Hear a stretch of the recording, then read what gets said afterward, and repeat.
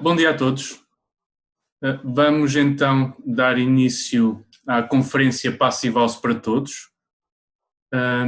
Pronto, pedimos desculpa por este atraso aqui no início, mas é que entretanto ainda está muitos participantes a entrar e a colocarem lá umas questões também por e-mail. Vamos então dar início à primeira sessão, à sessão número 1 desta conferência. A sessão 1 vai se realizar da parte da manhã, durante o dia de hoje. Da parte da tarde teremos a sessão 2 e depois da manhã a sessão 3, da parte da manhã, e da parte da tarde a sessão 4. A organização deste evento está a cargo da HomeGrid e da Associação Passive House Portugal. Queremos também agradecer o apoio dos Media Partners, nomeadamente a revista Edifícios de Energia, a revista Archie News, o Diário Imobiliário, a Construção Magazine, a revista O Instalador e a revista Novo Perfil, que no fundo são os Media Partners da Associação e também ajudaram a divulgar este evento.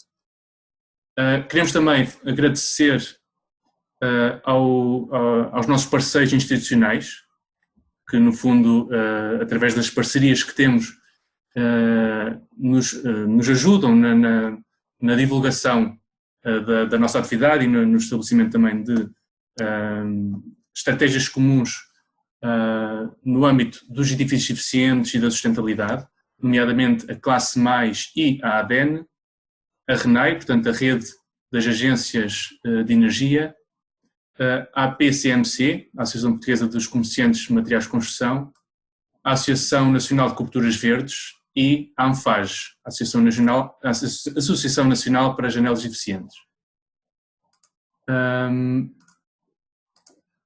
Queremos também agradecer aos nossos parceiros estratégicos, portanto aos parceiros estratégicos da Associação Passive House Portugal, que no fundo apoiam a atividade e no fundo são dos principais responsáveis no apoio da atividade da Associação, nomeadamente deste tipo de eventos de entrada livre. E aqui agradecer ao Grupo Sagoban, à Zender, à Schluter, à Sodal, à Reiners, à Artebel, à BMI, à Danosa, ao Grupo Presseram, à Knauf Insulation, à Gillen, à Sto, à Fibran e também à HomeGrid. Portanto, não podemos deixar de fazer este agradecimento. Deixar também aqui uma nota só para os próximos eventos que vamos ter a iniciar-se brevemente. O curso Certified Passive House Tradesperson terá início já na próxima semana, a 25 de maio, um curso destinado a quem está em obra, portanto com uma vertente prática muito grande. Depois também vamos ter os workshops Passive House a iniciar-se a 2 de junho e que vão decorrer ao longo do mês de junho. Vão ser 12 workshops com 3 parceiros Passive House em cada workshop, portanto teremos mais de 30 apresentações. Portanto, já tem todo o programa disponível no site da Associação, bem como podem desde já fazer a inscrição. À semelhança desta conferência, irá decorrer também através da plataforma Zoom, portanto, podem desde já fazer o vosso registro. E referir também a próxima edição do curso Passive House Designer, um curso destinado exclusivamente a projetistas, portanto, a quem está na área de projeto e de consultoria, e que terá início já a 8 de julho. Portanto, será a última edição deste curso em 2020. Vamos então entrar na sessão 1 e na conferência Passive House para todos. Só relembrar aqui, isto já foi abordado ontem na sessão de teste. Portanto, nós desativamos o microfone de todos, ok? Portanto, só os oradores é que deverão ter o microfone ativo. o ideal será que todos tenham a câmara ligada para que possamos, apesar de ser um evento por videoconferência, nos possamos estar a ver todos uns aos outros e estar, no fundo, assim, um pouco mais perto uns dos outros. No entanto, é um requisito obrigatório para que possam colocar questões. Portanto, no período de discussão, terão de ter a câmara ligada para sabermos, de facto, quem é que está a falar. Poderão, como já estão a utilizar o chat, portanto, o bate-papo do Zoom, para colocar alguma questão. A sessão está a ser transmitida em direto na página de Facebook da Associação Passive House Portugal, portanto, e podem também seguir através do Facebook e fazer comentários também na ligação em direto. Vamos então passar para a sessão 1, em que vamos ter a apresentação do Paulo Palha e do Manuel Duarte Pinheiro. Portanto, o Paulo Palha é licenciado em Engenharia Agronómica, é diretor da Neoturf e fundador da Landlab e é presidente isso está aqui a faltar, da Associação Nacional de Coberturas Verdes. Portanto, e vice-presidente da Federação Europeia de Coberturas e Paredes Verdes. Depois teremos a apresentação do Manuel Duarte Pinheiro, de seguida, mas faremos a apresentação do orador mais tarde. Só relembrar que a sessão está a ser gravada, estará disponível depois também em vídeo e PDF no site da Associação. E passamos desde já para... peço então ao Paulo que possa fazer então já a partilha do seu computador e iniciar a apresentação.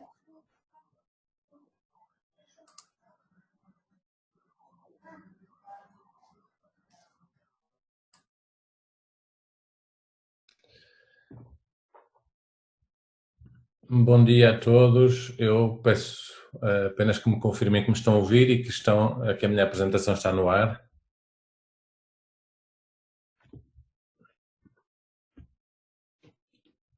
Bom dia, João, estão-me a ouvir? Sim, estamos a ouvir perfeitamente. Ok. Bom dia a todos. Antes de mais, agradecer então o convite que foi feito à ANCV, a Associação Nacional de Coberturas Verdes, para estarmos cá hoje. É sempre com muito gosto e interesse que participamos nas atividades da Passive House, da qual temos muito orgulho em sermos parceiros. Eu vou acelerar um bocadinho, dizer apenas que eu tenho também, e para quem nos está a ouvir, para além destas responsabilidades na Associação Nacional de Coberturas Verdes, o meu dia-a-dia é feito em projeto e em obra, portanto estejam à vontade, depois se houver alguma questão no final que esteja deste âmbito para me poderem também colocar. Algumas questões também importantes de partida, dizer-vos, para não acharem a minha apresentação em algum momento estranha ou um bocadinho forte. Eu não sou fundamentalista, não tenho nenhum partido, nem sou ativista político, sou uma pessoa profundamente otimista, isso sim, mas para mim otimista também significa ser consciente. E quando tratamos dos problemas desta dimensão, temos que nos apoiar em factos, em ciência também, e por isso também, enfim, sou um homem um pouco ligado à investigação, e com isso podemos projetar um futuro que seja melhor para a nossa espécie neste planeta maravilhoso. E o futuro começa hoje, e portanto, se começa hoje, temos em todas as nossas decisões que pensar que começa hoje o nosso futuro. Esta imagem que vos trago, não podia deixar de trazer algumas imagens destes tempos de Covid. Nós achamos estranha esta imagem, claro, um viaduto, enfim, que normalmente está cheio de carros, mas é interessante ver que nós não achamos estranho esta imagem. E se formos pensar aquilo que impacta mais na nossa vida, se calhar ficam algumas dúvidas. Da mesma forma que não achamos estranho e achamos normal esta cobertura deste hipermercado em Canelas, e já achamos estranhíssima esta cobertura do outro hipermercado em Itália. Portanto, eu às vezes fico um bocadinho na dúvida se nós não achamos estranho aquilo que de facto é melhor para nós. Muitas vezes é o que me parece. E ficamos de facto com dúvidas às vezes sobre isso. Temos estas situações que são totalmente estranhas para nós, que são causadas por um elemento natural que nos está a afetar, que nos trazem, mas que já se falava há muito tempo e não foi o Bill Gates a falar primeiro disto, as Nações Unidas já falavam também sobre problemas de pandemia, mas nós não nos acreditávamos, ficamos mais preocupados sempre com os temas da economia. E, portanto, da mesma forma, quando falamos das consequências das alterações climáticas, e que isto eu já vou aterrar na construção, na questão da construção, estamos de facto neste combate, que é um combate difícil com este vírus, mas temos uma ameaça que é bastante maior das alterações climáticas, que está, enfim, perfeitamente presente, não se discutam depois, enfim, as origens, mas que não estamos propriamente a resolver. Da mesma forma, as soluções, nós ficamos muitas vezes de consciência tranquila ao guiar um carro elétrico, não nos preocupando qual é que é a fonte de energia desse carro elétrico, porque se for de facto o carvão, continuamos a ter exatamente o mesmo problema. E se calhar aqui, com um bocadinho mais significado, pensar, será que de facto é a estrada que está a passar no local deste animal ou é o animal que se está a atravessar à nossa frente? E com isto dizer-vos que nós temos uma necessidade grande de nos voltarmos a recentrar e perceber que somos só mais uma espécie neste mundo, que tem umas condições de vida que necessita determinadas condições e podemos rapidamente estar a não conseguir essas condições em algumas zonas do mundo.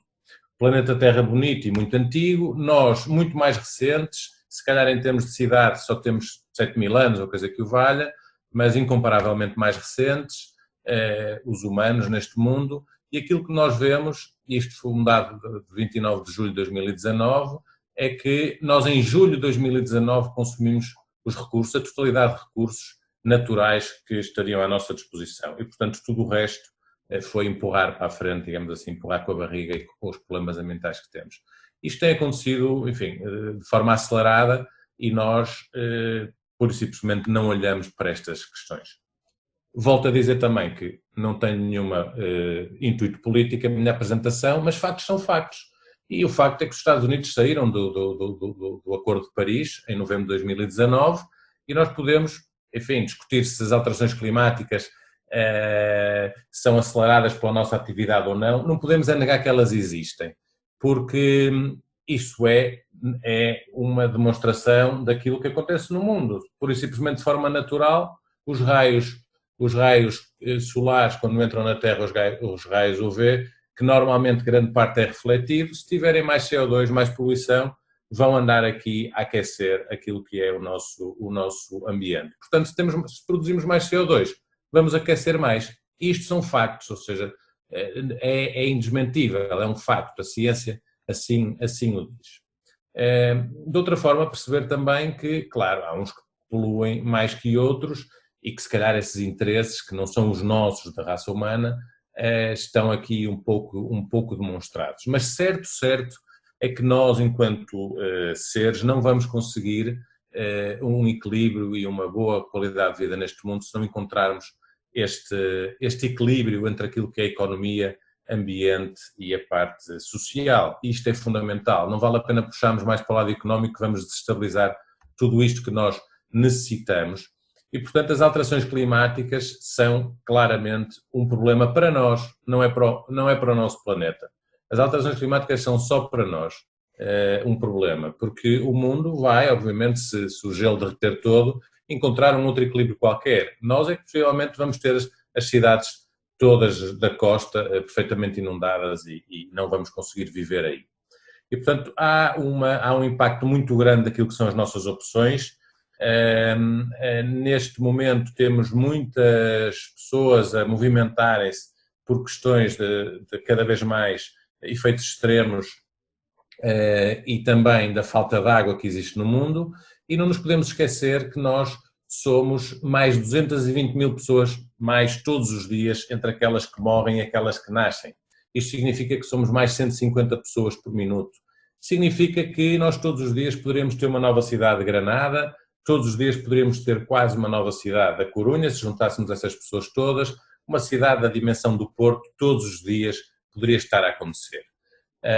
E de facto, que impacto é que isto tem? Nós temos este mundo maravilhoso que conhecemos, que tem determinados recursos, a sua dimensão não está a crescer, os seus recursos não estão a crescer, e nós é aqui que vivemos, é aqui que estamos a viver e que temos que tomar as nossas opções. A população cresce e todos os dias temos menos recursos. Mais pessoas, menos recursos. Será que isto nos quer dizer alguma coisa? E, portanto, é fácil perceber, algumas zonas do mundo já avançaram mais nestas problemáticas, infelizmente, mas certo é que nós, à partida, isto são previsões, não é certeza, mas à partida em 2050, 70% da população vai viver em cidades, e aquilo que nós vemos, isso sim é uma certeza, é que a cidade vai se construindo e vai pura e simplesmente arrasando a vegetação, arrasando aquilo que é o espaço natural, esquecendo-se que nós precisamos, não é a cidade que precisa da vegetação, é que somos nós que precisamos dessa vegetação. Portanto, como se vê aqui em Xangai, em 10 anos, uma baixa da cidade que ainda tinha uma zona com alguma vegetação, de repente desapareceu completamente e o que temos construído é isto. Nós precisamos, os animais precisam da vegetação. A vegetação não necessita dos animais para nada. Nós precisamos da vegetação, porque primeiro a vegetação é a base alimentar, mesmo que a alimentação seja de animais e de carne, os animais alimentam-se de vegetação e, portanto, nós necessitamos da vegetação. Não só por isso, porque ela produz oxigênio e tem inúmeros serviços ecossistémicos de que nós dependemos. É claramente uma ideia low-tech, nós não gostamos muito, se calhar, de olhar para as ideias low-tech, mas é essencial para a nossa sobrevivência. Quando nós abandonamos alguns espaços, como esta aldeia de pescadores, de repente a vegetação toma conta das estruturas construídas e volta a tentar reequilibrar aquilo que foi o território. Aqui neste hotel no Brasil, que nunca chegou a abrir, a inaugurar, a mesma coisa, a vegetação toma conta dessas estruturas construídas, tentando reequilibrar o mundo. E, portanto, nós tentamos e precisamos de um urgente equilíbrio com este mundo, não por causa do mundo, não estamos a tentar salvar o mundo, estamos a tentar ter, de facto, condições de vida neste mundo. Nós necessitamos. Portanto, as boas notícias é que nós temos todos os dias essa oportunidade. Nós, engenheiros, arquitetos, políticos, decisores, professores universitários, nós podemos, de facto, alterar esta realidade. Temos novos projetos sempre, podemos desenhar novas cidades, novos edifícios, todos os dias podemos fazer coisas diferentes, todos os dias podemos iniciar esta mudança. E porquê é que nós necessitamos, e indo concretamente agora à questão das coberturas verdes, da vegetação, nós podemos fazer coisas diferentes e não há impossíveis. Veja-se a Praça de Lisboa, no Porto, bem no centro histórico, ao lado da Torre dos Clérigos, da Livraria Lelo, da Faculdade de Ciências. O que é que nós temos aqui? Tínhamos um edifício perfeitamente, enfim, é o que vocês veem, e que foi transformado neste edifício, portanto, onde nós não tínhamos 1 metro quadrado de vegetação, passamos a ter essa vegetação com os enormes benefícios que isso nos pode trazer. Aqui uma imagem de um centro comercial em Roterdão, um bocadinho diferente dos centros comerciais que nós conhecemos, e porque é que, por isso simplesmente, os nossos também não adotam este tipo de estratégias, sendo elas altamente positivas para nós. Veja-se só o impacto desta cobertura que neste momento se liga a um parque público na cidade de Roterdão. Isto é uma opção de projeto e é uma opção política também, obviamente. Este edifício em Fukuoka, no Japão, também um exemplo, e que diferente seria esta cidade se outros edifícios tivessem adotado estas mesmas estratégias, e portanto as cidades podem ser um bom exemplo de viver em harmonia com a natureza. Importante dizer, as coberturas verdes não substituem a necessidade dos parques e dos jardins. As coberturas verdes são uma oportunidade porque as coberturas já existem nos edifícios e, portanto, podem ser verdes. Não vamos construir mais, nem vamos arrasar espaços naturais para construir mais. Não é disso que se está a falar. E os benefícios que temos são benefícios públicos e benefícios privados, porque se a minha casa tiver uma cobertura verde, vai produzir oxigênio também para o vizinho do lado. Mas vai melhorar significativamente a minha casa termicamente e, portanto, eu vou ter benefícios nisto, ou vai proteger a minha impermeabilização e sou eu que tenho benefícios, não são, enfim, os meus vizinhos. Muito rapidamente, elencando, passando assim numa lista e depois focando um bocadinho mais naquilo que me foi pedido, temos desde logo um aumento da área verde em contexto urbano, como é fácil de perceber, e que simpático poderá ter como este edifício em Delft, na Holanda, em que temos uma biblioteca que para além do serviço de biblioteca tem este enorme espaço público onde as pessoas podem estar. Mas falando da sustentabilidade dos sistemas de drenagem urbanos, que é um tema muito já importante para o nosso país e para algumas cidades que sofrem com fenómenos de inundações, aquilo que nós podemos ver é que cada vez vamos ter maiores concentrações de chuva em curtos espaços de tempo. Isto cria, de facto, uma enorme exigência. As cidades são cada vez maiores e mais construídas e mais impermeabilizadas e, portanto, aquilo que nós vamos ter que gerir é uma quantidade de água gigantesca que vamos ter que gerir. Enquanto ela cair do céu, as coberturas serão as primeiras a contactar com esta mesma chuva e, portanto, temos a possibilidade de, em vez de ter estes cenários, isto são dados para a cidade de Toronto, que com 10 centímetros de substrato, segundo este estudo, podem reter 90% da precipitação de verão e 75% da precipitação de inverno. E por isso, algumas cidades em Itália, neste momento, pura e simplesmente proíbem os novos empreendimentos de usar a drenagem urbana. A água que cai nesses edifícios tem que ser resolvida ou por evaporação, através das coberturas verdes, evapotranspiração, ou por utilização, ou então depois infiltrando-se no solo através de estratégias bastante simples. E com isto conseguimos fechar o ciclo da água. Temos sempre, e todos os anos vamos crescendo em termos de prejuízos com cheias, vamos tendo cada vez mais problemas de água doce. Lembremos-nos que a água que cai nas coberturas ou que escorre pelos edifícios ou estradas é a água que vai ficar poluída e que nós não vamos poder usar, enquanto que se for dentro deste esquema que vos falei, nós vamos ter água e a água, como sabem, é um dos grandes problemas do mundo. Neste momento temos 2/3 da população mundial que já tem a experiência de escassez severa de água. Portanto, não estamos a falar de nada que esteja muito longe, estamos a falar, por exemplo, que no Alentejo várias vezes os bombeiros têm que abastecer as pessoas, mas mais estranho será ver que, por exemplo, em Bragança, neste ano ido de 2018, em fevereiro, havia necessidade de algumas populações serem abastecidas de água doce. E, portanto, não estamos a falar de nada que está longe, estamos a falar de coisas que estão perto. Temos também a questão da poluição como uma oportunidade. Nós temos mais poluição a partir da Revolução Industrial. As atividades são imensas, aquelas que contribuem para a poluição na nossa cidade e no nosso mundo. E, de facto, nós também não estamos fora, em alguns dias do ano, não estamos fora destes rankings assustadores, enfim, de estarmos acima dos 20 microgramas por metro cúbico de partículas PM10, que é claramente um problema para a nossa saúde. Não queremos chegar a este ponto da China em que tem que pôr painéis e ecrãs gigantes para mostrar às crianças como é que o Sol nasce, porque nunca vão ver o Sol nascer naturalmente, dada a concentração de poluentes e a quantidade enorme de vítimas de poluição, seja diretas, seja indiretas, da poluição no mundo, com o problema enorme económico que isso causa. Temos as coberturas verdes como um aliado, a possibilidade de captar CO2, produzir oxigênio, reter poeiras e metais pesados. A ilha de calor, pediram para focar um bocadinho mais nisto. A ilha de calor, como penso que todos sabem, é um efeito de acumulação de energia, portanto de radiação nas estruturas construídas e impermeáveis das cidades, e por isso se percebe neste gráfico que a parte construída tem um pico de facto de temperatura, e quando vamos para zonas onde há evaporação de água do solo, através da evapotranspiração, temos este efeito que é atenuador. E podemos pensar, mas qual é o problema do efeito de ilha de calor? Eu até queria que a minha cidade fosse mais quentinha. Bom, a ilha de calor é de facto um problema muito grande, como vamos ver aqui, e que tem como consequência direta a morte de muita gente.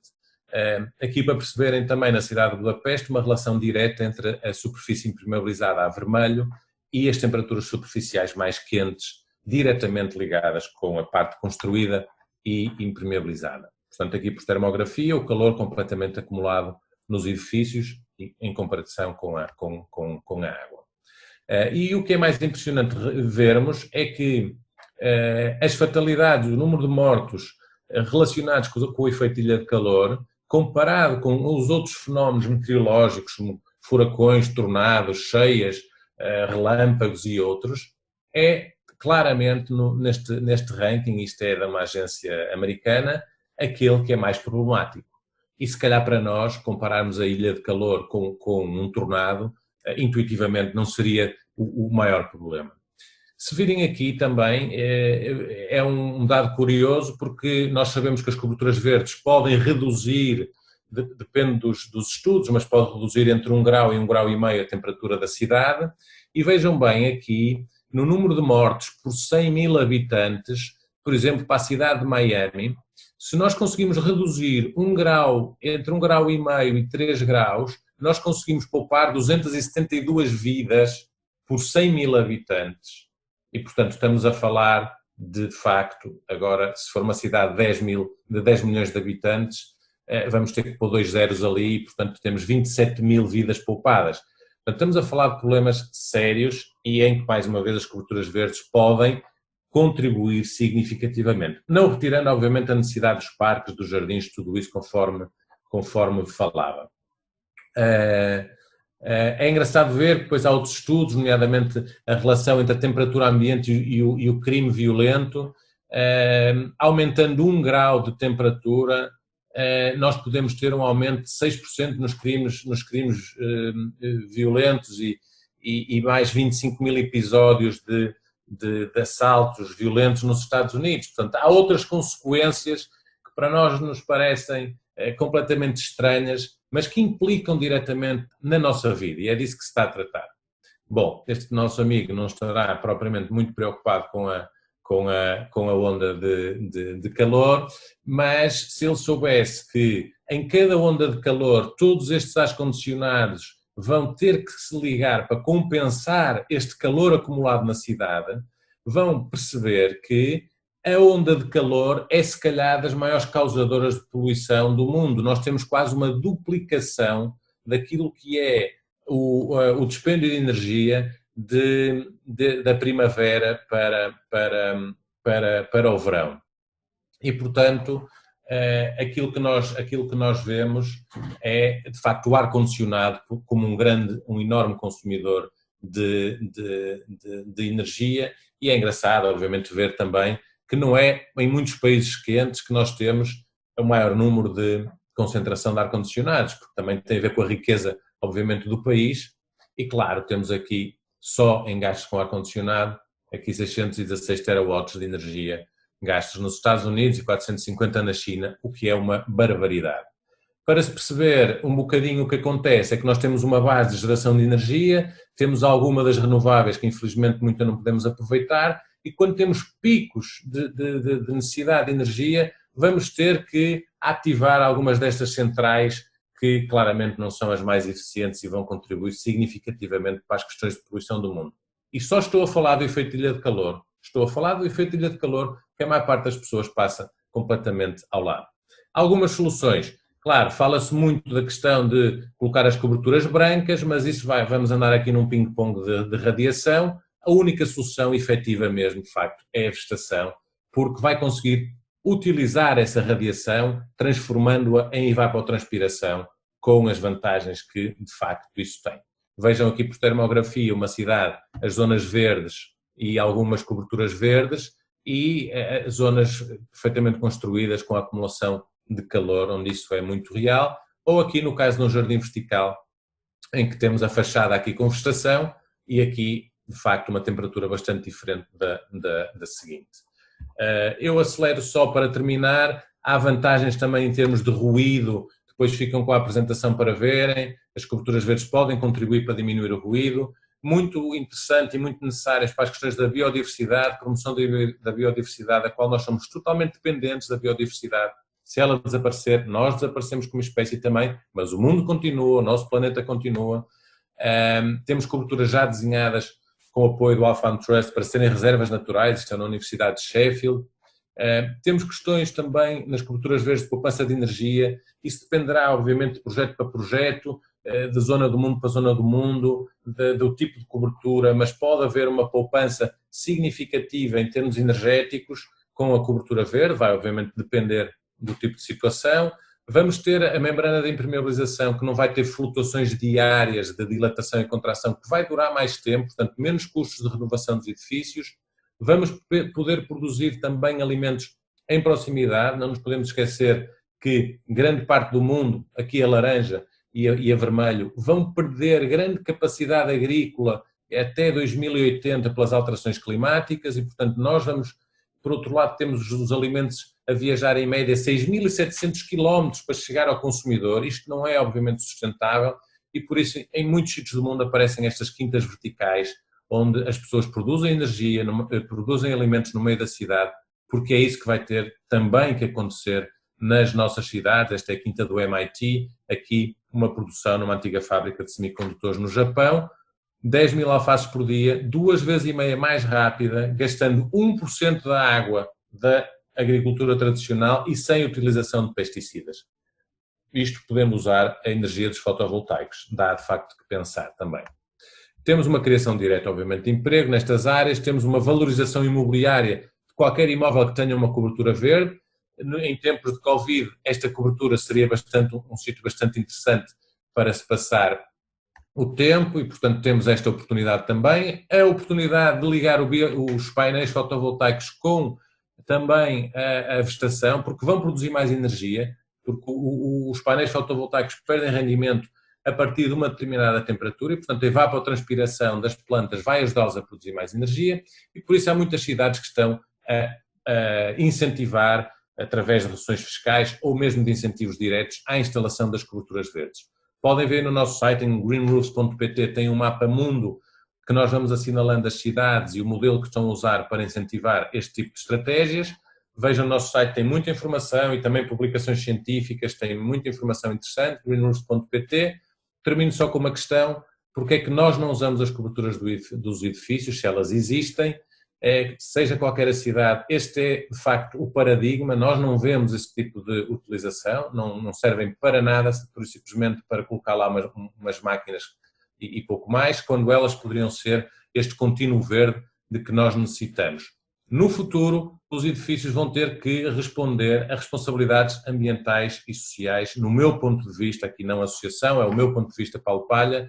No futuro, os edifícios vão ter que exportar energia, vão ter que preservar a água doce, vão ter que produzir alimentos, vão ter que captar poluição e produzir oxigênio e vão ter que incorporar resíduos na sua construção. Não há outra forma de nós, enquanto espécie, continuarmos a viver neste mundo que, de forma indiferente, nos verá melhor ou pior, com melhor qualidade de vida, ou pior qualidade de vida, ou até desaparecer. Portanto, o futuro constrói-se, não se espera, nós estamos a tentar dar o nosso contributo, também a nível europeu, e, portanto, tudo isto começa por ti, pela tua casa, pela tua cidade, pelo teu país, e não é pelo planeta, vamos esquecer definitivamente isso, é pela nossa espécie. O planeta vai continuar, independentemente se o Homo sapiens desaparece, ou se tem boa qualidade de vida, ou se não tem. O planeta está-se a rir das nossas opções, sempre. O planeta está bem de qualquer das maneiras. Muito obrigado. Muito obrigado, Paulo. Acho que, e aqui posso falar se calhar em nome de todos, foi uma excelente apresentação e muito inspiradora, de facto. E mostra, de facto, que temos muito ainda que trabalhar e temos, se calhar, de tentar ter uma compreensão mais geral sobre todos os fenómenos e não olhar para as soluções de forma individualizada, como a única resposta que teremos de dar para a resolução dos nossos problemas.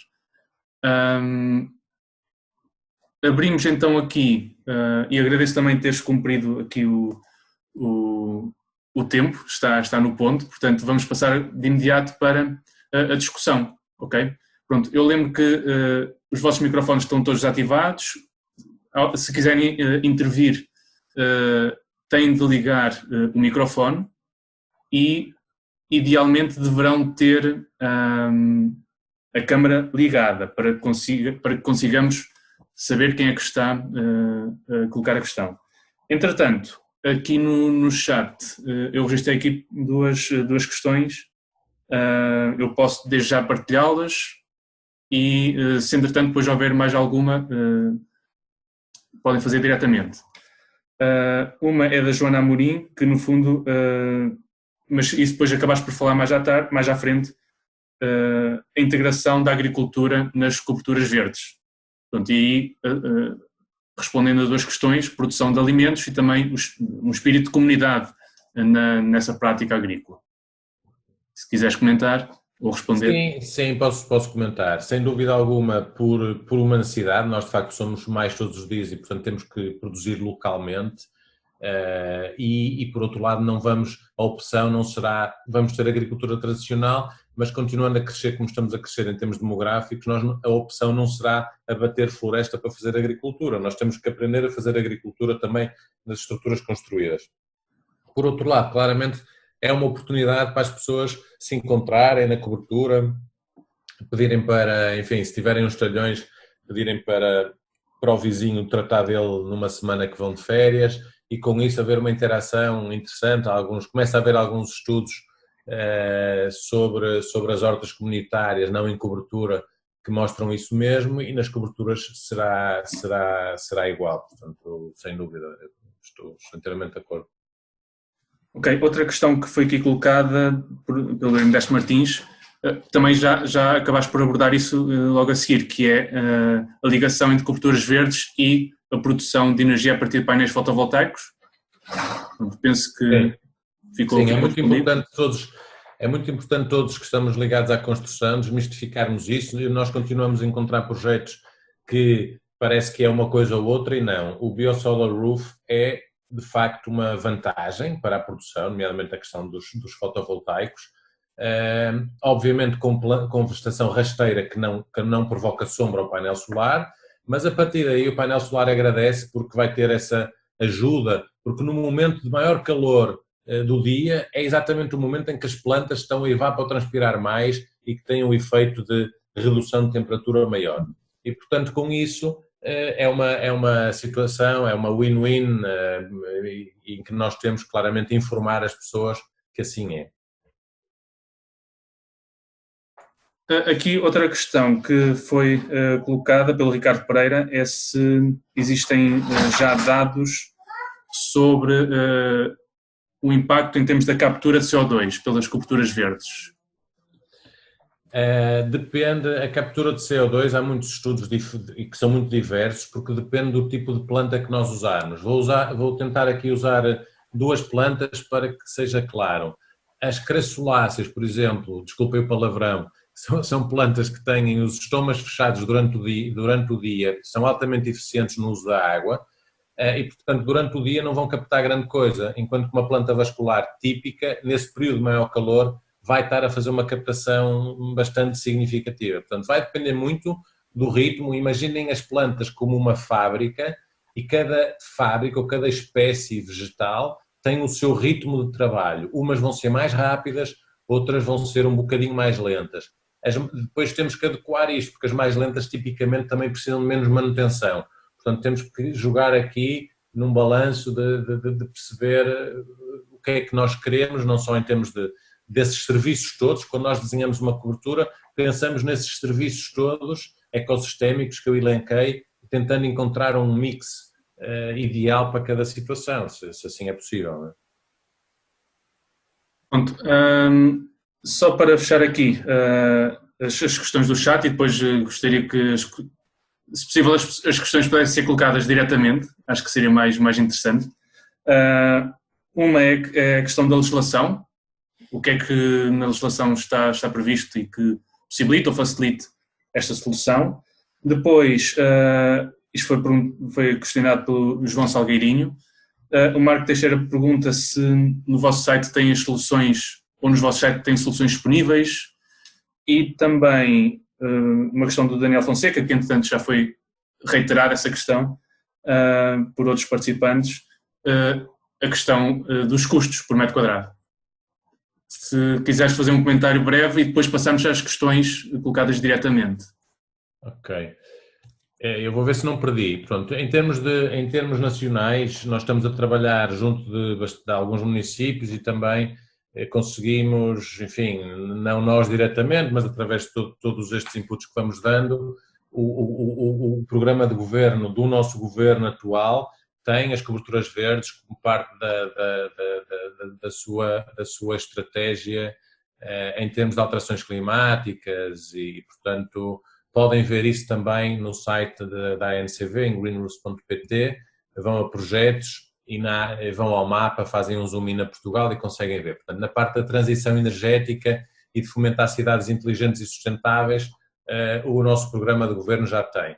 Depois temos alguns municípios, como o Barreiro, como Sintra, aqui no norte temos Espinho, que já começam a ter nos seus regulamentos determinadas indicações às coberturas verdes, nomeadamente em termos muitas vezes de apoio. O Barreiro, por exemplo, apoio aos investidores, os investidores que quiserem ter algum tipo de apoio, de isenções ou de algumas taxas mais baixas em termos de impostos municipais, têm que colocar a cobertura verde ou uma grande parte da cobertura ser cobertura verde.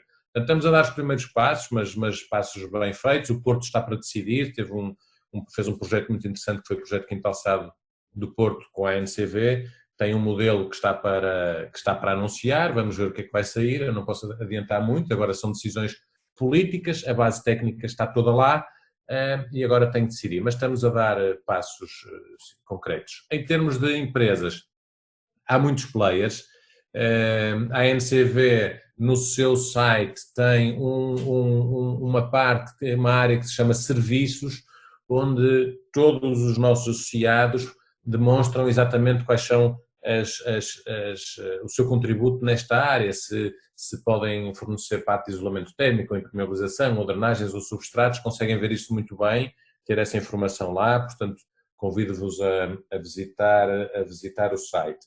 Em termos de custos, eu diria que uma cobertura verde depende muito da área, ou seja, as áreas pequenas têm um incremento em termos de custo que pode ter algum significado, porque os sistemas são de facto pensados para áreas grandes, mas eu diria que pode começar nos 40 euros por metro quadrado e depois não há limite. Eu tive agora a participar numa obra da minha atividade profissional em que algumas árvores foram transportadas num caminhão-tiro, ou seja, um caminhão-tiro para uma árvore, para terem uma noção da dimensão também em que se pode trabalhar e ter logo efeitos de facto espetaculares.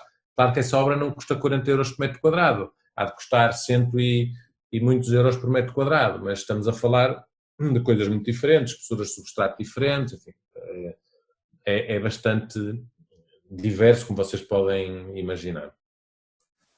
Ok, temos se calhar tempo para mais uma questão, se alguém quiser colocar diretamente, basta ligar o microfone.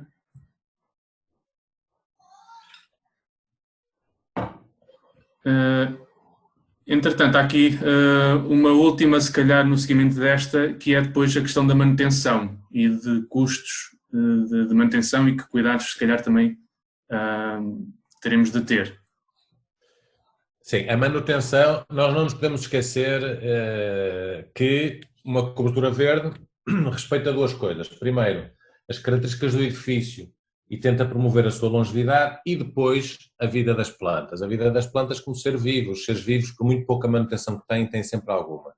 Aquilo que nós tentamos e conseguimos é, utilizando essas tais plantas que têm uma dinâmica muito própria, levar isto a um mínimo de 3, 4 visitas por ano de manutenção, o que é efetivo.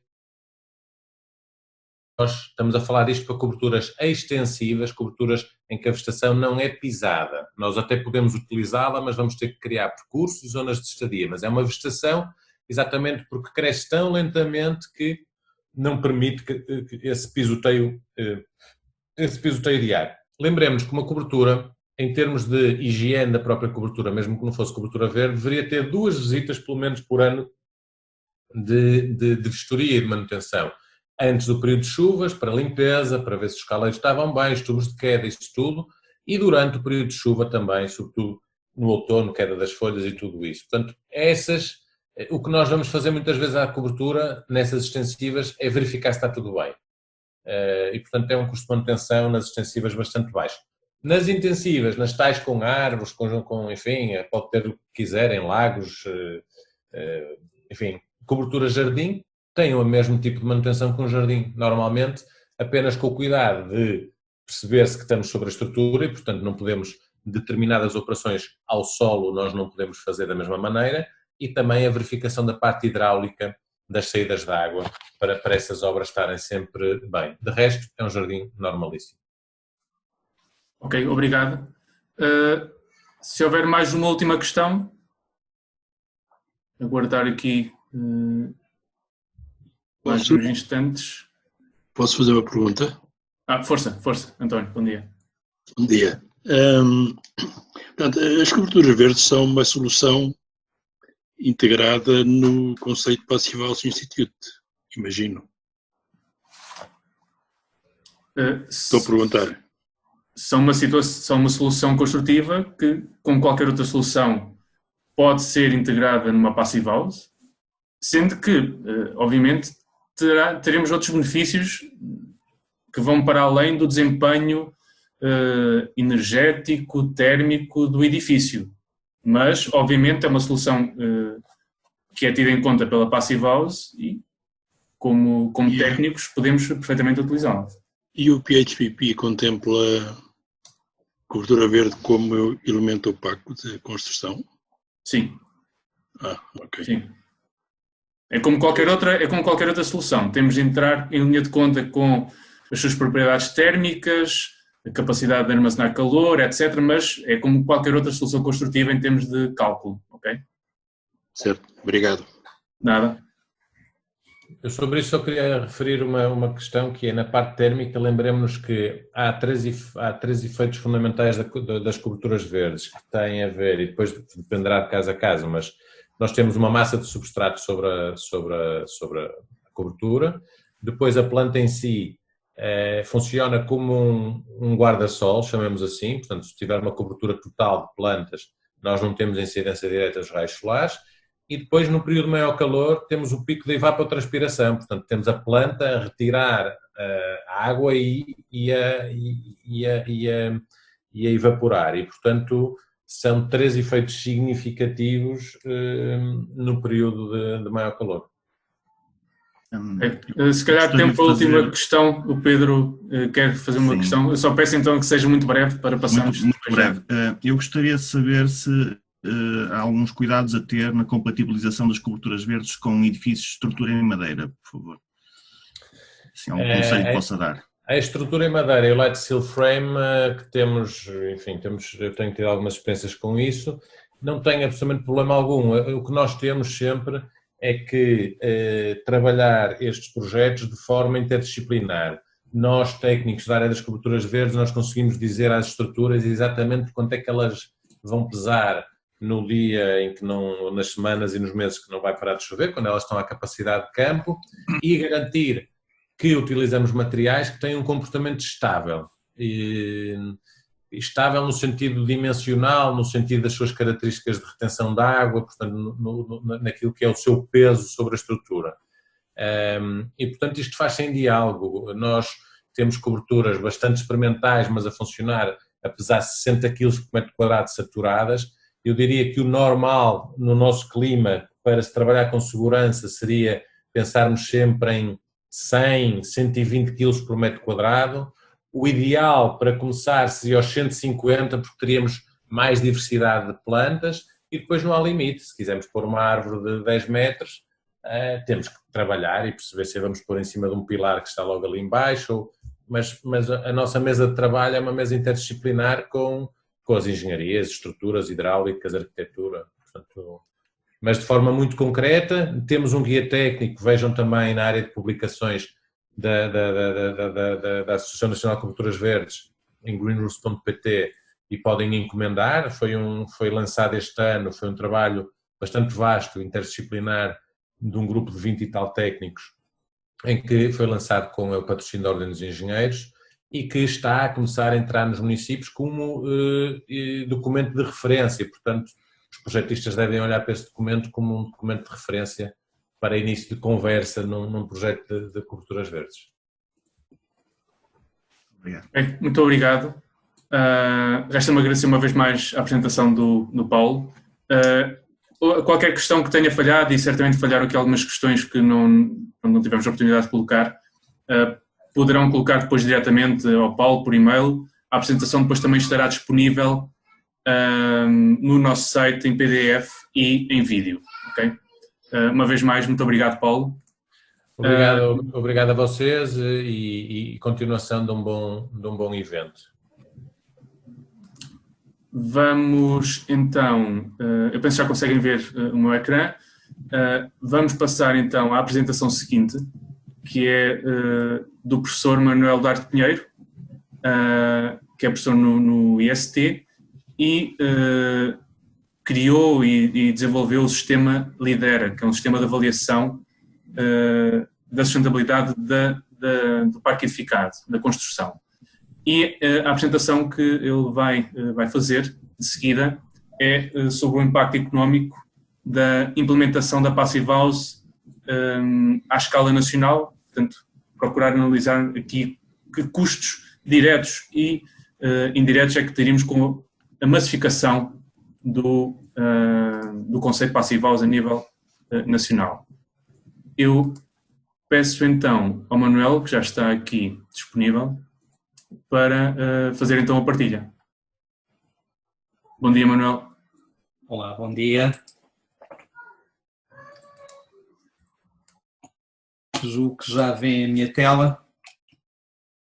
Já estamos a ver. Okay. Julgo que vem a tela principal e, por isso, em primeiro lugar, gostava de agradecer o convite e a amabilidade, como sempre, e dar os parabéns para a organização nestes tempos mais complexos e, de alguma maneira, no fundo, fui desafiado a olhar para o impacto económico da Passive House. Já o ano passado, na conferência, abordei esta questão e, de alguma maneira, sobretudo numa das dimensões deste impacto. Este impacto económico pode ter a ver com quanto é que temos que investir ou, eventualmente, quanto é que beneficiamos desse investimento daqui decorrente em relação a essa vertente. E por isso eu foquei muito no qual é o valor, no fundo, que se poderá traduzir em termos de poupanças.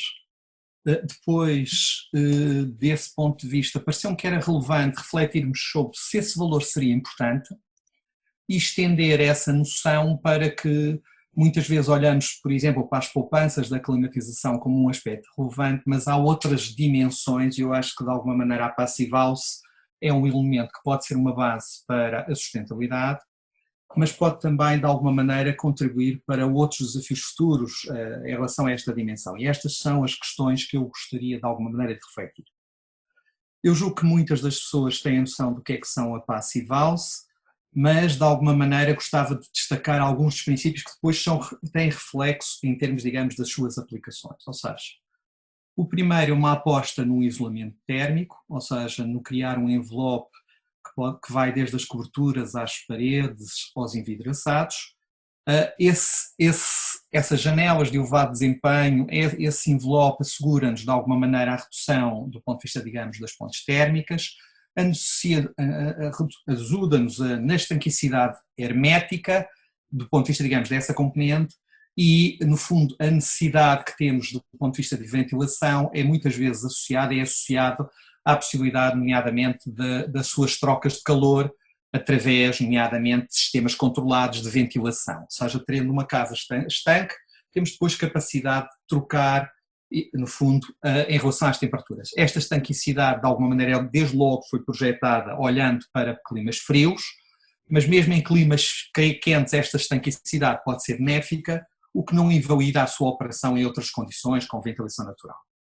A sua implementação, nomeadamente da Passive House, traduziu-se em melhorar o envolvimento das soluções opacas, nomeadamente os coeficientes de transmissão térmico, as janelas, o sistema de ventilação com recuperação, a estanquicidade de calor e o evitar das pontes térmicas. E tem aqui alguns valores, nomeadamente já de 2014, em que o João Marcelino e o João Gavião têm vindo a trabalhar, bem como a associação. E por isso elas traduzem-se em melhor desempenho. A primeira questão que de alguma maneira, digamos, eu gostaria de refletir é se este desempenho é fiável, ou seja, se é consistente em relação a estas componentes. Porque o que acontece muitas vezes em algumas das habitações é que nós temos, por exemplo, uma modelação e os resultados que temos a seguir são diferentes. A primeira ideia era, se olharmos para algumas das publicações, e por exemplo, olhando para esta publicação do FAIS 2019, em que analisa o desempenho de uma das primeiros edifícios da Passive House desde 91, ele demonstra que o consumo de energia em termos de aquecimento do ambiente é consistente, ou seja, os valores são consistentes ao longo dos anos. Se virem aqui neste gráfico, a evolução ela é consistente ao longo dos anos e não só é consistente, como ele é também substancialmente baixo. E por isso, se olharem para aqui, e esta é uma das ajudas ao racional que de alguma maneira eu vou usar a seguir, é a perspectiva de poupança na ordem de alguma maneira de 80% em relação àquilo que será o estoque atual. Se compararmos, por exemplo, na Alemanha, onde esta casa existe, com o estoque de todos os edifícios existentes, eventualmente esses valores até poderão ser mais significativos. Quando olhamos, por exemplo, para um dos parâmetros que pode ser decisivo, que é a forma como se faz o coeficiente de transferência de calor nas passivhouses e nos outros edifícios, o que nós vemos de alguma maneira, e agora já é um estudo mais recente, publicado no Energy Efficient 2020, do Johnson, entre outras pessoas, que avalia, no fundo, se elas são fiáveis. O que nós vemos aqui é, em primeiro lugar, ou seja, o que é que temos aqui neste gráfico? Temos aqui, nomeadamente, aquelas que são as passivhouses, com estas bolinhas aqui que vocês veem. Com cruz são habitações de residências que não são passivhouse. Ou seja, vemos aqui duas coisas. A primeira era que os valores das passivhouses, entre os medidos e os perdidos, os previsíveis, eles estão mais ou menos na mesma linha daquilo que foram previstos. Ou seja, a previsão e os valores atingidos são consistentes.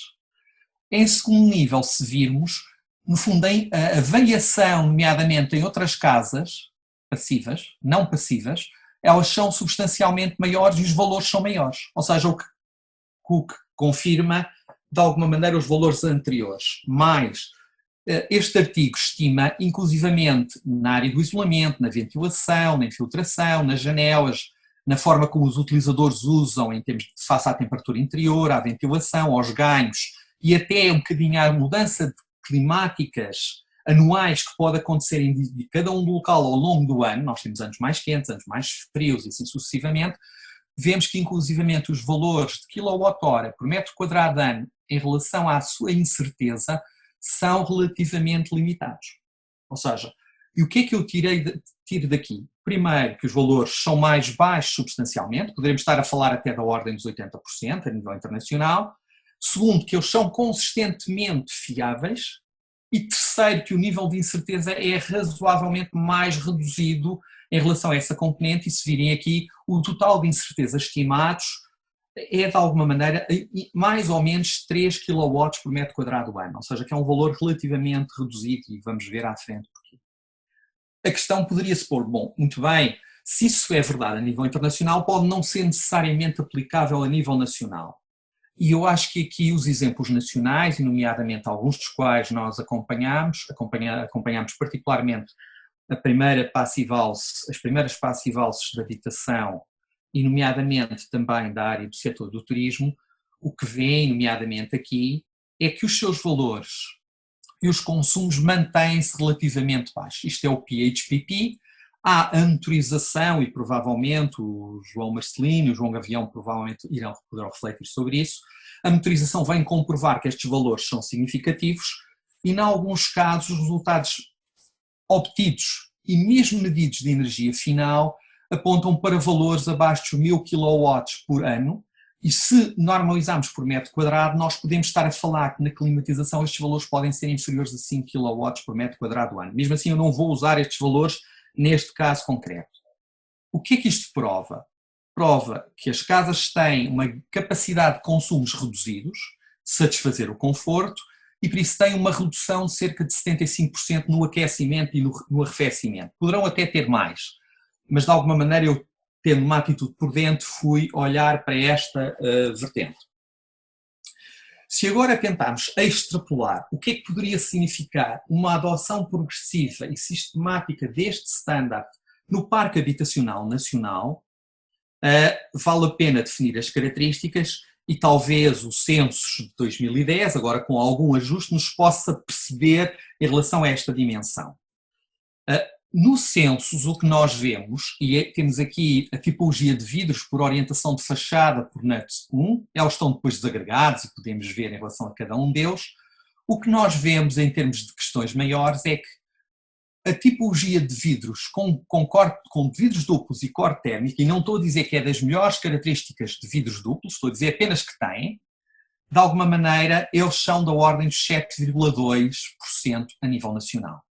na região autónoma das Açores é cerca de 3,2 e na região autónoma da Madeira é cerca de 2,1. Ou seja, o que nós estamos a dizer é que, ainda nem sequer olhando para as fachadas, do ponto de vista, digamos, da parede, só os vidros duplos com corte térmico, nós apenas no parque edificado temos cerca de 7,2% do ponto de vista, 7,2% dessa componente. E mesmo assim, alguns desses vidros duplos com corte térmico poderão ter oportunidades de melhoria significativos.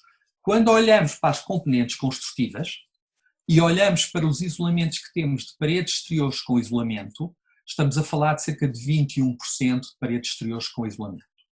E na cobertura, nomeadamente o último piso do alojamento, quando é o caso, nós estamos a falar de 17,1%, o que significa que temos uma base de partida relativamente menos apropriada. O que é que seria expectável?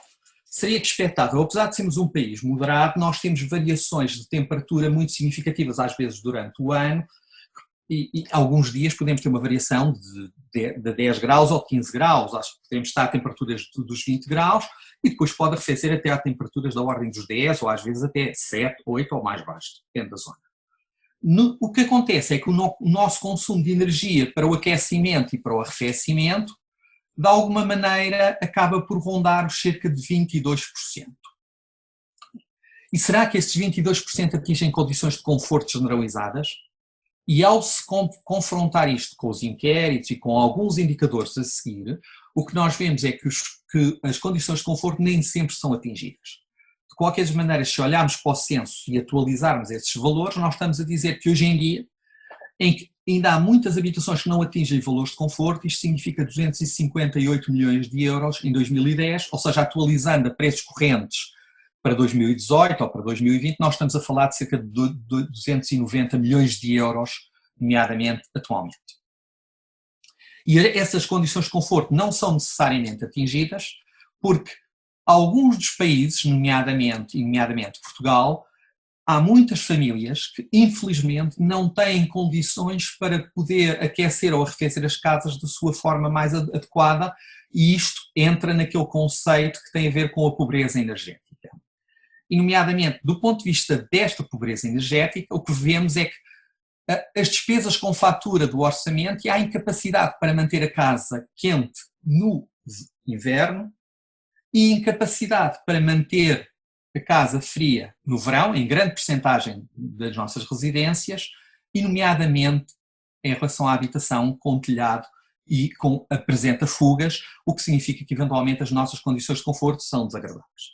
E por isso, será que eu poderia comparar, nomeadamente, o que se gasta hoje, nomeadamente nas habitações sem condições de conforto, com um parâmetro que assegura condições de conforto? Eu julgo que não, e por isso provavelmente teremos que projetar estas condições para condições de conforto. Este valor vai se traduzir também, nomeadamente, em relação aos dados. Se olharmos, por exemplo, em relação à certificação energética, vemos aqui a evolução, alguns dos dados da certificação energética, em que 85% é novos e 15% são reabilitados. O que significa que, de alguma maneira, a intervenção do estoque é relativamente reduzida. Se distribuirmos pelo número de classes de certificação energética, como sabem, nos edifícios novos tem que ser a partir do B- e nos restantes pode ser qualquer uma das classes, nós, para os cerca de 6 milhões de fogos, o que vemos é que a sua maior parte é da classe C, D ou E. Significa que teremos mais de 86% dos fogos que, de alguma maneira, têm limitações do ponto de vista das condições de desempenho energético e das condições de conforto. Com esta base, acho que vale a pena refletir agora se for potencial ao parque, nomeadamente habitacional. E o que é que isto significaria do ponto de vista do impacto nacional nos custos de operação? Nós já temos uma ideia dos investimentos, já temos uma ideia que, do ponto de vista, digamos, esses investimentos significa que teremos uma melhoria, por exemplo, ao melhorarmos os isolamentos, ao melhorarmos as janelas e os outros componentes, têm um tempo de vida relativamente alargado, aos 25 até aos 50 anos, e que eventualmente os tempos de payback andarão na ordem dos 12 anos, 11 anos, pode ser mais, pode ser menos, depende um bocadinho da solução, isto é muito variável. Agora, em relação aos custos na operação, considerando, de alguma maneira, a evolução em termos de área e usar, por exemplo, os dados do IRU, o que nós vemos é que, em média, tem vindo a evoluir esta vertente, mas que temos uma área média de cerca de 90 metros quadrados, aproximadamente, com tendência para aumentar nos edifícios novos, dependendo da área, do tipo de alojamento, e estes edifícios consomem energia e eu fui prudente na estimativa que usei dos consumos energéticos. E por isso usei, os consumos variam em função da potência contratada, em função do ser biohorário ou não, mas em média considerei nomeadamente cerca de 0,15 euros, ou seja, 15 cêntimos por quilowatt em relação a esta abordagem. Então, o que é que se assumiu? Eu, de alguma maneira, para poder comparar as casas, o que fiz foi considerei que estas casas teriam que ter consumos energéticos compatíveis em relação a esta componente. E os valores, ou seja, isto dá uma gama que varia entre 90 a cerca de 110 a 120 kW por metro quadrado ano. Eu considerei o limite inferior, ou seja, fui por dentro desse ponto de vista. Assumi essa componente e passei dos 22% que eram os estimados, nomeadamente reais, para um aumento de cerca de 8% em relação a este valor. Ou seja, estamos a falar de cerca de 30% do consumo de energia, o que aproximadamente é cerca de 21 euros por mês para aquecimento e para arrefecimento. Este valor, de alguma maneira, vai agora ser aplicado neste racional e no modelo, considerando que nós temos cerca de 86% das casas a necessitar dessa intervenção, pelo menos. Haverá casas que são vazias e, por isso, entre as casas vazias, de cerca de 20%, às casas que vamos aplicar, eventualmente elas serão de cerca de 30%. Ou seja, a aplicação a 30% e assumi que poderíamos reduzir os seus 75% com cerca de 80% comparativamente com o valor internacional. O que é que isto significa se nós adotarmos esta norma? Significa que estas casas passarão durante os períodos, quer onde temos necessidades de aquecimento no inverno, noutras estações de transição, ou eventualmente no verão de arrefecimento, terão menos necessidades de aquecimento e menos necessidades também de arrefecimento devido a essa garantia de estanquicidade em relação a esta componente. Isto significa um custo energético por casa e uma poupança de cerca de 191 euros, e se multiplicarmos o parque, no fundo, 70% do parque edificado, no valor limite, isto significará cerca de 4,2 milhões de fogos, ou seja, 800 milhões de euros. Ou seja, é um valor que de alguma maneira é significativo, e há aqui outros parâmetros que não estão ainda analisados, ou seja, parâmetros que são relevantes, porque nós não só reduzimos os custos da operação, também vamos reduzir as componentes do ponto de vista das emissões de carbono, 2,2 milhões de toneladas de CO2 por ano, o que é aproximadamente cerca de 4%. Valores esses que podem ainda ser otimizados. A durabilidade não foi analisada e a fiabilidade foi, de alguma maneira, refletida. E não foi ainda contabilizada nem as condições de conforto, nem a preparação para as alterações climáticas. Mas acho que há aqui um ponto que vale a pena dar o salto e ligar não só, por exemplo, aos telhados verdes, às coberturas verdes, como a outras componentes. Ela pode ser uma base para a sustentabilidade. E esta era uma questão que eu coloquei, nomeadamente numa tese do mestrado em Engenharia Civil, ou uma tese que eu orientei, ao António Ferreira de Sousa, em que eu o desafiei a olhar para um edifício que não era ainda passive-house, mas que já tinha um bom desempenho, e se seria essa base para um projeto de sustentabilidade em relação a essas componentes. Ele analisou de alguma maneira, digamos, este edifício, analisou as condições construtivas, olhou para, no fundo, o cálculo da certificação energética e também, de alguma maneira, para o cálculo daquilo que será feito em termos de modulação, mas neste caso usou nomeadamente a modulação através de um sistema de BIM, de uma das componentes do BIM, nomeadamente o Revit, em que vai calcular, no fundo, as especificações, a atribuição, o desempenho e, no fundo, a partir daqui calcular as necessidades de energias primárias e secundárias. Isto é o edifício, os vários cortes, e para cada um deles fez a modulação e, com base nesta modulação, calculou as necessidades energéticas, nomeadamente, este é um esquema da modulação, nomeadamente um edifício que tem uma cobertura plana, tem um primeiro andar e uma cave, e tem o resto de chão, e depois a cave, onde tem um conjunto de equipamentos. Este edifício atingiu já, no fundo, em termos de certificação energética, a classe A+, inclusivamente ele atinge os valores requeridos da chamado quase zero de energia, e para este edifício foram analisadas várias variações de paredes, de construção da cobertura, nomeadamente de taxas de renovação, de iluminação, de luz do dia e das outras componentes. E consegue-se atingir valores relativamente significativos do ponto de vista das necessidades energéticas e das reduções das necessidades energéticas. Mas talvez seja um dos pontos que eu agora gostaria de destacar. Mas neste edifício tem também, do ponto de vista, quando se olha para a vertente do Lidera, tem benefícios do ponto de vista, não só na área da energia, desempenho passivo, sistemas energeticamente eficientes e um outro que eu mais tarde vou ponderar, ou seja, em relação à gestão do carbono, como também do ponto de vista da qualidade em termos ambientais e da adaptação climática. Ou seja, abre a porta para que estes edifícios sejam estruturais também para uma procura de sustentabilidade. Eu desenvolvi um sistema, nomeadamente de sustentabilidade, que é o sistema Lidera, que é um sistema que tem vindo a ser usado para suportar o desenvolvimento e também para certificar quando existem comprovativos de empreendimentos desde 2007. O sistema assenta já numa abordagem mais integrada, onde se olha para a integração local,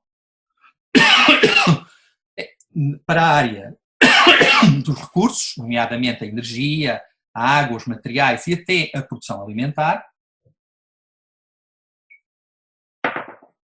a redução na gestão das emissões, das cargas, como as águas residuais, os resíduos e outras, e a qualidade do serviço, a sua adaptação estrutural e a sua resiliência, até porque vamos cada vez mais ser sujeitos a fenómenos extremos, a outras alterações, onde esse aspecto é importante.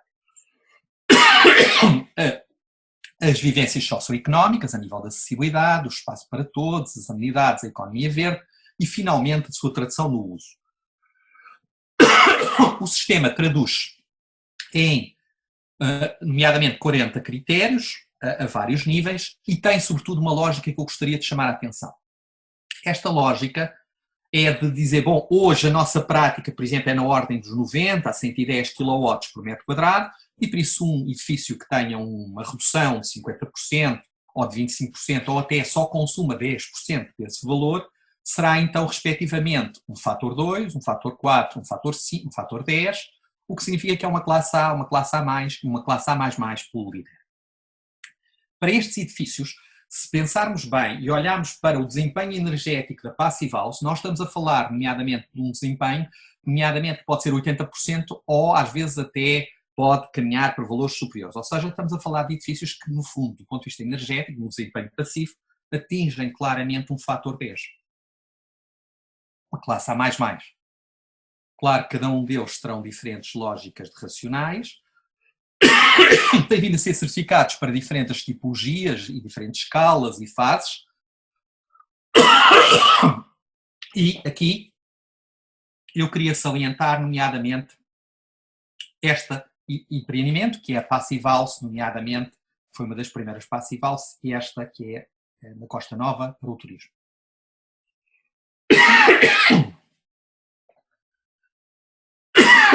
Quando olhamos, nomeadamente, para estas Passive House, e olhando para os critérios de Lidera, o que nós vemos é que já, por exemplo, neste caso, não só na Passive House, mas também a preocupação seguinte, conseguiram, por um lado, ter uma boa integração em termos no terreno, a introdução de espécies naturais e a integração em termos, digamos, paisagísticas.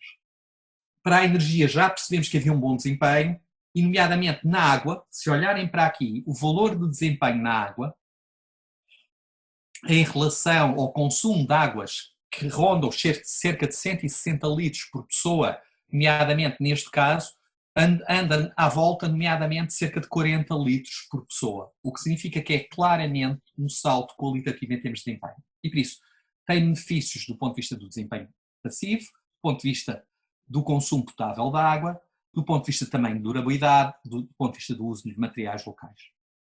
Isto depois depende da escolha que é feita. Em termos das emissões, há também uma redução das suas emissões, tem também vantagens do ponto de vista de resíduos e vemos, nomeadamente nesta análise e monitorização, que apesar das temperaturas, nomeadamente, por exemplo, no verão, estarem claramente elevadas, a estabilidade, no fundo, do seu desempenho é significativo, nomeadamente durante o verão, durante uma onda de calor, e durante o período de inverno vem também a sua estabilidade, o que significa que assegura bons níveis de conforto e tem também essas condições de conforto adaptativo, qualidade do ar, hidrotérmico, mas também a sua projeção também assegurou, neste caso concreto, boas condições de iluminação e acústica. Ela é flexível, controla os riscos, e eu vou refletir um bocadinho mais à frente, e também tem informação ao utilizador. Ou seja, são casas que de alguma maneira caminham, e tem aqui vários exemplos, estes, por exemplo, é da parte de plantação e aqui com a produção alimentar e outras componentes, são casas que de alguma maneira caminham para esta componente. E tem um aspecto que me parece importante. E eu aqui queria agora deixar as classificações, nomeadamente, das tipologias das Passive House. Nós hoje temos não só a tipologia Classic, e juntamos a estas tipologias a Plus e a Premium, que conjuga não só a nível da redução dos consumos, também com a produção das energias locais. E se olharem, nomeadamente, os valores de consumos totais são reduzidos e a produção de energia renovável, por exemplo, já na Plus, já é superior àquela que será as suas necessidades. E isto significa que estas casas não só reduzem as necessidades de consumo na rede estrutural, pelo seu desempenho passivo e pelas condições que atingem, como também, progressivamente, para algumas destas tipologias, vão permitir produzir também energias do ponto de vista local, que significa que a sua gestão do carbono, ou seja, o carbono produzido no consumo de energia, é relativamente também, pode até às vezes atingir um balanço cada vez mais positivo. E em que medida é que isso é importante? Porque nas alterações climáticas, uma das dimensões tem a ver com a mitigação. E na mitigação eu chamo a atenção para o roteiro da neutralidade carbónica, eu fiz a avaliação ambiental estratégica do roteiro e também agora vai ser aprovado brevemente o Plano de Energia e Clima, que já é para o horizonte 2020-2030, eu julgo que será para breve, este mês. O que é previsto era que haja uma redução entre 2015 e 2050 de cerca de 85% das emissões e que 15% sejam absorvidas pelas estruturas verdes, florestas e outras, o que se prende um bocadinho com a apresentação, com que falámos antes e uma componente. E isto é um desafio absolutamente estrutural em relação ao edificado, às urbanizações e também à mobilidade. E eu, ao ter casas que contenham produção de energias renováveis, se eu caminhar para alguma eletrificação, que é o que está previsto, nomeadamente na neutralidade, neste plano, no roteiro de neutralidade carbónica, na área do setor de transporte individual, ou seja, para as pessoas, é a eletrificação. O hidrogênio será sobretudo para as frotas, significa que eventualmente elas poderão funcionar, nomeadamente em termos, digamos, de abastecimento local. E prende-se depois com aspectos que vão mais tarde, da parte da tarde, abordar, que é que podem ou não ser os carros baterias, ou haver baterias do ponto de vista, digamos, das casas. Aquela casa que nós analisámos tem uma bateria, mas que é relativamente onerosa quando comparativamente com as baterias que são usadas no meu carro. Para termos uma ideia, custava cerca de 8 mil euros, a bateria que eu tenho no meu carro custa 7 mil euros, foi o que eu aluguei, nomeadamente à Renault. Ou seja, e com 44 kW, significa que de alguma maneira tem aqui volantes nessa componente. E abre aqui esta porta para outras intervenções seguintes. Finalmente, não queria deixar de chamar a atenção para mais dois aspectos. O primeiro é a nível do conforto. Se o conforto na habitação tem vindo a ser estudado, e em termos, digamos, de paybacks, por exemplo, este artigo foi publicado em 2017, numa análise de hotéis italianos, os hotéis que de alguma maneira têm maiores condições de conforto e particularmente são passive house, estão de alguma maneira, no fundo, valorizados e conseguem ter preços, do ponto de vista, digamos, de aluguer, mais significativos. Eu sei que é indelicado da minha parte estar a falar agora de hotéis, numa altura em que o turismo atravessa uma crise estruturante, mas chamar a atenção que não é só na habitação, é noutras componentes. Por outro lado, gostava de chamar a atenção finalmente para o último ponto, que é, eu no dia 5 de maio fui desafiado pelo técnico a refletir sobre o desafio para a resiliência, nomeadamente dos ambientes construídos face ao Covid, face às componentes, e Algumas delas têm a ver com a forma como organizamos os edifícios, a sua estanquicidade e um outro aspecto que é importante. Por exemplo, no caso de haver alguém em casa que possa ser infectado, a sua possibilidade de a localizar em algum sítio e utilizar um sistema de extração próprio reduz a probabilidade do vírus passar para outras divisões e logo reduzir a contaminação. E o sistema, ou seja, aquilo que parece hoje às vezes para algumas pessoas, às vezes é criticado por haver um sistema estrutural de ventilação, que é muito positivo em condições, por exemplo, onde a poluição é significativa, onde as pessoas que estão lá dentro têm problemas de asma e precisam controlar a entrada do ar com que têm, acaba por ser significativo. Por isso eu terminaria chamando a atenção então, primeiro, custos de redução energética, claramente do ponto de vista, digamos, de 800 milhões de euros para cima. 2, contribui para assegurar os benefícios de conforto, como benefícios de saúde, satisfação, de produtividade, que face a ilhas de calor, a alterações climáticas e eventos extremos serão cada vez mais relevantes. E estes são estudos que eu, em próximas, se calhar, intervenções, poderei apresentar resultados das estimativas que são significativamente maiores e até usando outros métodos, como disponibilidade para pagar. Por outro lado, também contribui para reduzir os riscos. E por isso, ao construirmos, de alguma maneira, edifícios com as características da Passive House, no fundo nós estamos a contribuir para criar um ciclo em que desenvolvemos funcionalidades ecológicas, aumentamos a eficiência energética, podemos contribuir para o uso de renováveis e, se procurar sustentabilidade, o ciclo urbano da água em um balanço positivo. E por isso estamos a caminhar nesse sentido. Ou seja, é óbvio que nós estamos a aprender e, no fundo, agora estarei também à vossa disposição para, face a essas reflexões, se calhar debatermos algum destes pontos, e agradeço-vos a vossa atenção, disponibilidade e também ao João Marcelino, ao João Gavião e à Passive House o amável desafio em relação a esta componente. João. Muito obrigado, Manuel. Contei aqui mais uma vez uma excelente apresentação e eu pegava aqui no ponto que para nós também é assim que abordamos qualquer projeto, é ver a Passive House como um ponto de partida para conseguirmos abordar todas as questões e todas as dimensões da sustentabilidade e da nossa atividade. Portanto, acho que foi uma excelente apresentação e que vem também no seguimento da apresentação do Paulo Palha, portanto conseguimos nesta sessão abordar aqui de uma forma muito alargada todas estas componentes. Passamos de imediato à discussão. Eu sei que já estamos aqui um bocadinho em cima da hora, mas vamos passar agora à discussão. Há aqui, entretanto, já duas questões que já foram colocadas aqui no chat, que eu passo então já a referir. Uma é do Daniel Fonseca, que é a seguinte: se é possível contabilizar os custos energéticos para a produção das soluções Passive House e se isso foi, ou se isso é estudado. Portanto, eu aqui vou tentar interpretar a questão. Portanto, ao termos melhores isolamentos ou mais níveis de isolamentos ou melhores componentes, quais os custos da maior incorporação de energia nesses melhores materiais de construção? Muito bem. Eu quero responder isto de duas componentes. Eu não abordei agora essa vertente, mas queria relembrar um aspecto importante. Como sabem, a partir de 2021, todos os edifícios novos e reabilitações muito estruturais terão que caminhar para na área, nomeadamente em termos energéticos, para aquilo que se chama quase zero de energia.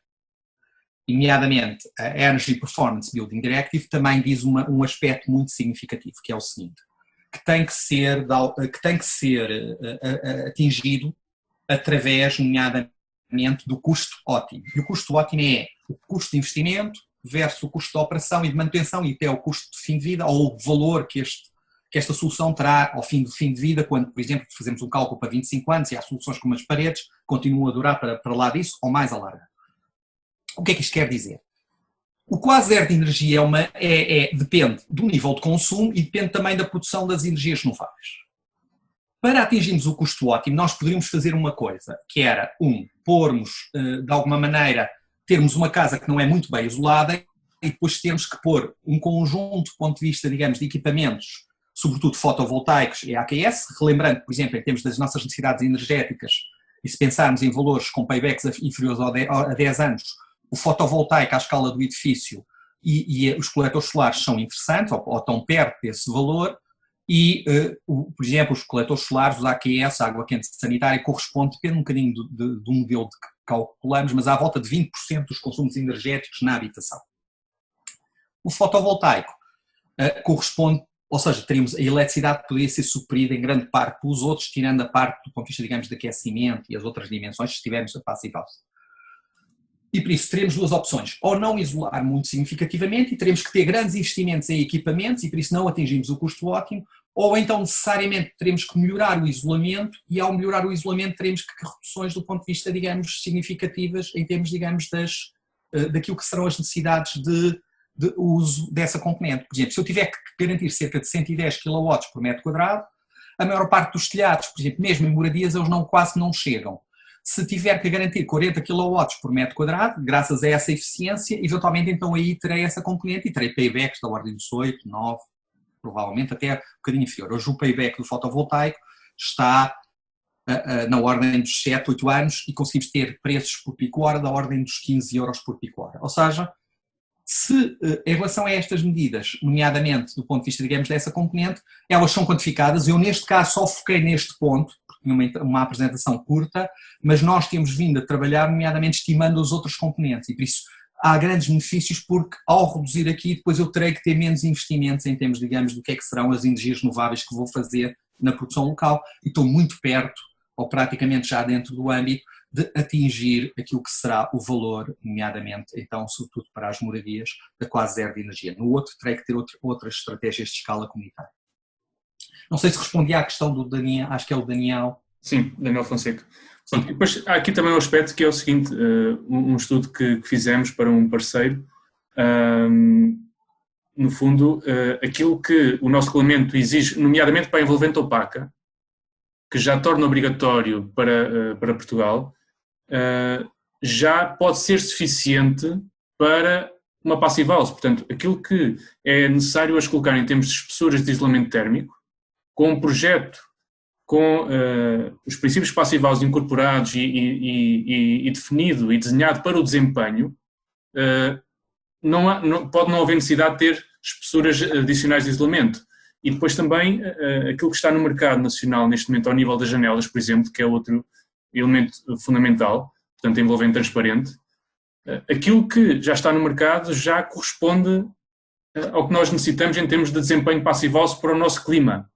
Portanto, a solução de uma caixilharia eficiente com vidro duplo que é uma solução standard, já é a solução adequada para uma passive house em Portugal. Portanto, temos aqui um happy climate e temos também de tirar partido disso, mas lá está, parte tudo do bom desempenho que começa a ser definido logo nas primeiras fases do projeto e do planeamento.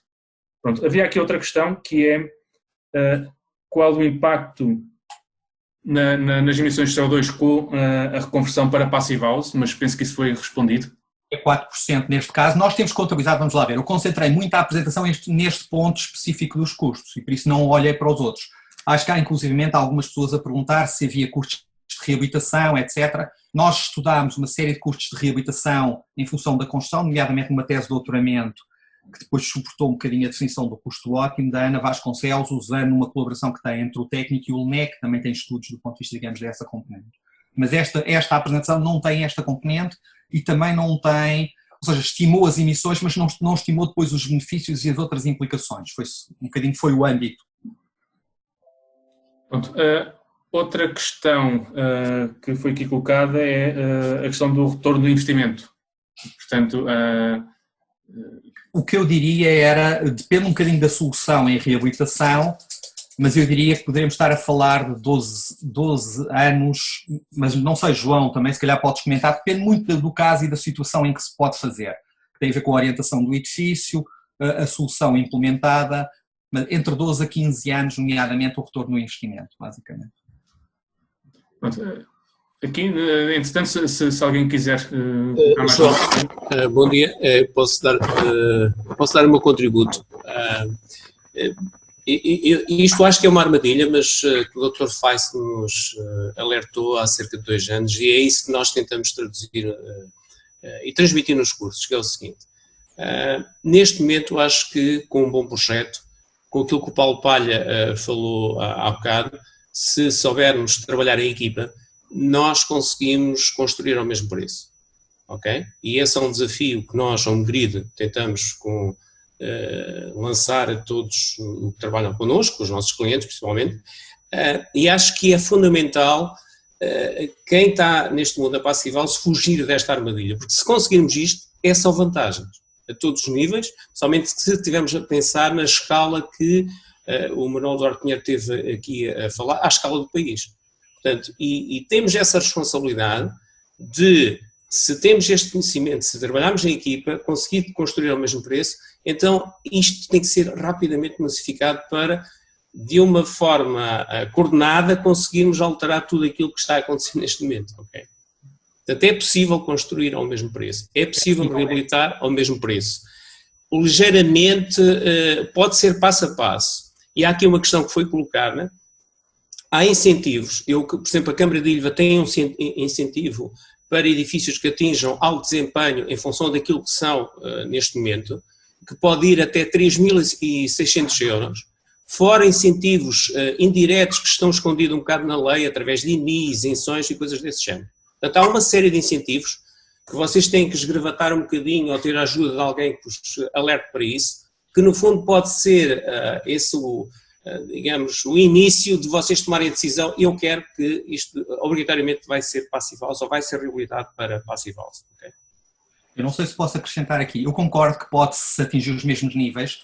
Eu, de qualquer maneira, nesta estimativa, fiz uma solução por dentro, ou seja, fui um bocadinho por cima, sendo assim, bom, se eventualmente tivermos os custos atendendo a este tipo de intervenção, se não houver uma otimização, e por isso era nesse sentido, mas eu não apresentei sequer os custos da reabilitação, ou seja, foi mais no sentido dessa pergunta, mas pode-se atingir a valores em relação a essa componente. Por outro lado, eu gostava de chamar a atenção para um parâmetro do Lidera, que é os custos no ciclo de vida. Ou seja, mesmo que tenha custos de 10 anos, que tenha um payback de 10 anos, que normalmente não é muito aceitável para algumas pessoas, sobretudo, por exemplo, na área da hotelaria, acham-se que é valores muito elevados, querem paybacks mais pequenos. Se pensarmos que esta solução pode durar durante cerca de 50 anos, quer dizer que isto no fundo é um fator 5. E não só dura, porque há aqui um pressuposto que não coloquei na questão, que foi assim.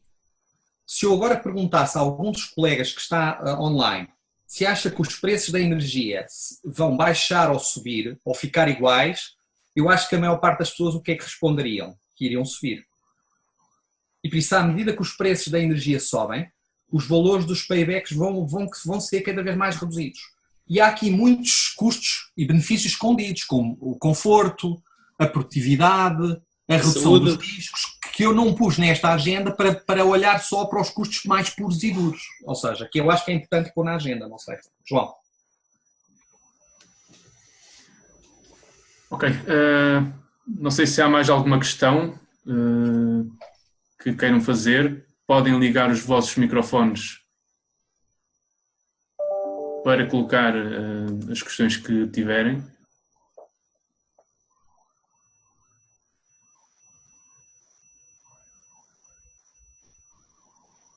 Pronto, aqui de facto, e é aquilo que procuramos comunicar quando comunicamos Passivhaus, e que foi referido agora pelo João Marcelino, é que de facto temos cada vez olhar mais para a dimensão da qualidade do ambiente interior, portanto, a qualidade dos espaços que habitamos, e aí entramos noutro nível de análise, que não é medida diretamente na relação binária custo-retorno, ok?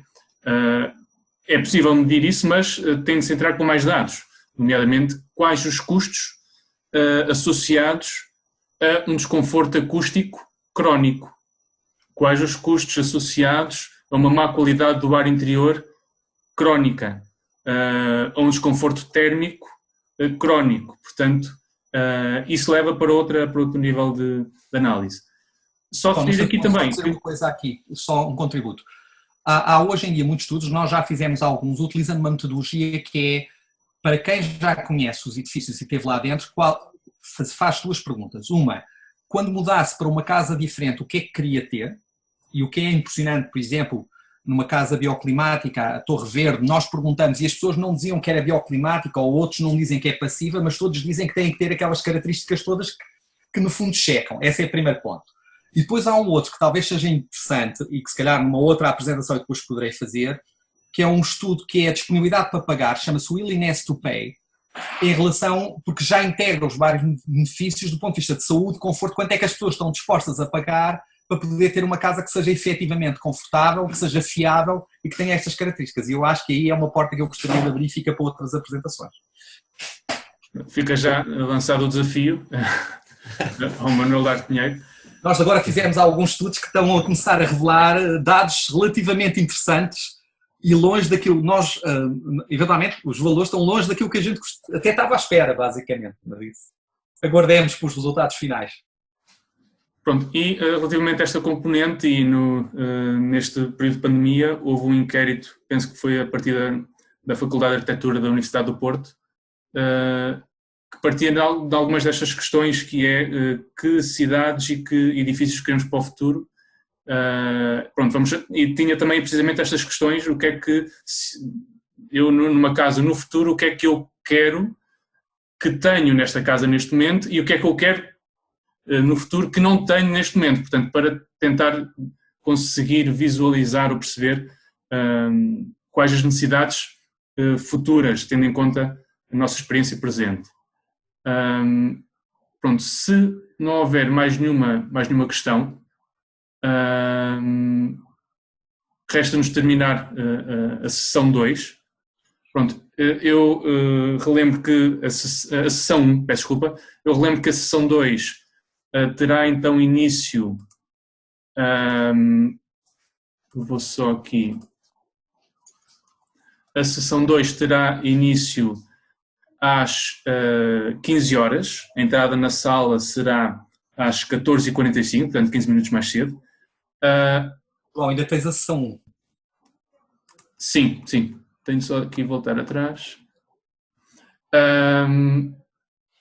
E lembro que a inscrição tem de ser feita através de um novo registro. Portanto, o registro da sessão 1 diz apenas respeito à sessão 1, ok? Portanto, se ainda não fizeram a inscrição na sessão 2 e querem participar, por favor façam. Estão ainda abertas as inscrições. Pronto, resta-nos então agradecer uma vez mais a apresentação do Manuel Duarte Pinheiro e já temos aqui desafios para futuras edições e desenvolvimentos. Vamos terminar por agradecer também a todo o apoio dos media partners, dos parceiros institucionais e dos parceiros estratégicos e agradecer a presença e o interesse de todos os que participaram e esperamos então contar convosco nas próximas sessões. Muito obrigado a todos.